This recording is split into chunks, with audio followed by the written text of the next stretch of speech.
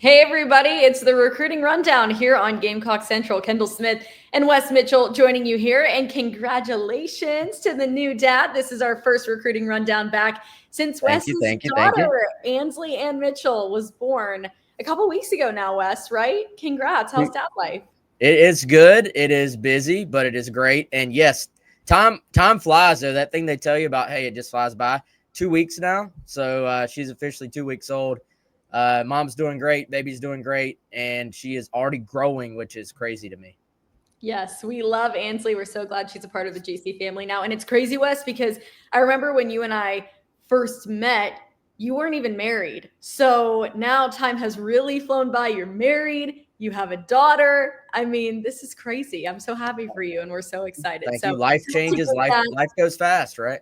it does. And I had to say that at the top of the show. So everybody throw Wes a congrats and his wife, Mackenzie, in the comments. Okay, Wes, recruiting rundown. And we're super excited because it's South Carolina's home opener this weekend, 7 o'clock Saturday night, Williams-Brice Stadium against South Carolina State. They're coming off of an impressive week 1 win over Virginia Tech.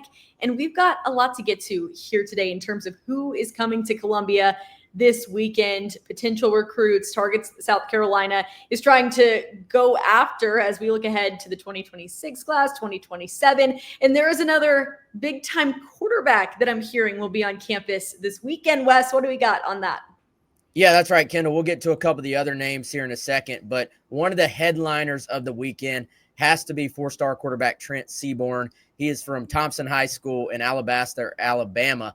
And we've talked about Trent, I'm sure, here on the show. I know we've talked about him and written about him a ton on Gamecock Central. He has really kind of emerged as that 2027 quarterback, much like we talked more and more about Landon Duckworth as the process went on in 2026 in terms of, that mutual interest where we know South Carolina is very high on Trent, but also the number of visits that Trent has now taken to Columbia. He has been a mainstay despite being from a few states away. And, this is just yet another opportunity for him and his family to get in and see what the program's all about, see what it's about on a game day. And, Trent, 4-star guy, big-time quarterback. He's got a bunch of other schools involved, Alabama, Auburn, Clemson.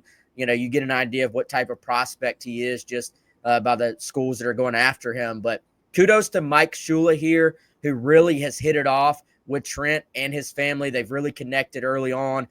This thing can still go a number of ways. It is still early, but I think it's very safe to say that there is a ton of mutual interest between Trent Seaborn and South Carolina at this point in the process. And we've seen the way that those relationships that not just Shane Beamer, but his entire coaching staff, the relationships they form with these guys, how important they are as we continue with the process. Obviously, it is a long process for a lot of these athletes to ultimately decide where they want to go, but it's about getting in there early, making sure that they know that South Carolina is heavily interested, and then again, creating those relationships. And Wes, we say this every recruiting rundown during the season at least, but over on GamecockCentral.com, we should have a full list for you guys as to who to expect this weekend, but a couple of other big names that will be on campus. Wes, let's dive into it. Who else is coming this weekend that we can share?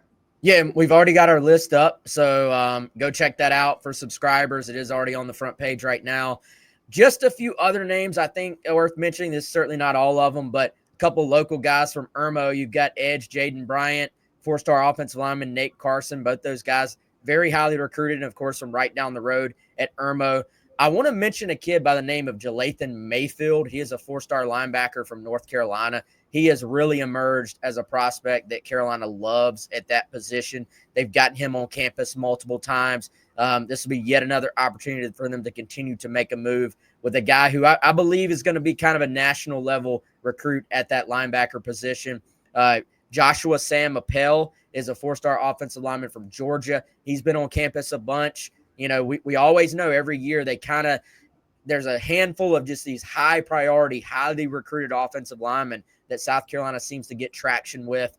He seems to be one of those for the class of 2027.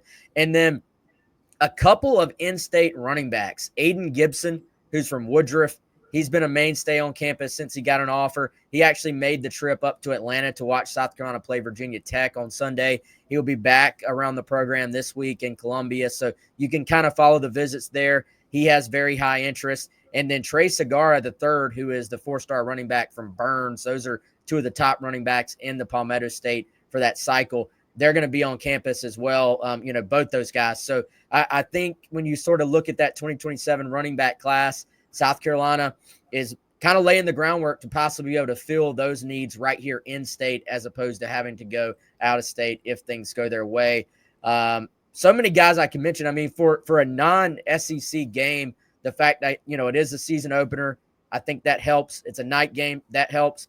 The excitement around the program, Kendall, that helps as well. Christian Jackson, a 4-star wide receiver from Ridgeview here locally, he's expected on campus. So it really is, I would say it's not quite to the level of what you get like, the Alabama game, I'm sure, for example, will have a massive list of guys. But there are some really, really talented players and a bunch of guys that South Carolina would really love to have suit up in the garnet and black who are going to watch the game on Saturday night. And Wes, as we look ahead to this weekend, it's always nice for a little refresher. I mean, you look down on the field if you're at Williams-Brice Stadium pregame when all of the visitors come out. And it seems like there's a lot of them. Obviously, their families are out there with them as well. But what exactly do these weekends look like for these guys that are coming on these unofficial visits to South Carolina? Yeah, it's not quite as in-depth in terms of your interaction if you're a prospect or their family with the coaches like it would be on a non-game day because, they understand the coaches are focused on the game. But pregame, if they get there early enough, they'll be hanging out with other recruits. They'll be able to have some type of meal. They'll be able to check out the actual ops building before making their way over to Williams-Brice Stadium. Sometimes there's an opportunity to be in the locker room and sort of check out the vibes there and what's going on. Pregame on the field, on the sideline for a lot of guys is a really exciting moment, especially when they experience it for the very first time, just going down there and looking around and seeing all the people filing in around you. And then most of the time, if you watch closely, you will see the guys kind of get one little kind of quick interaction with Shane Beamer on the field before the game, which I think can be kind of special just given everything else that's going on.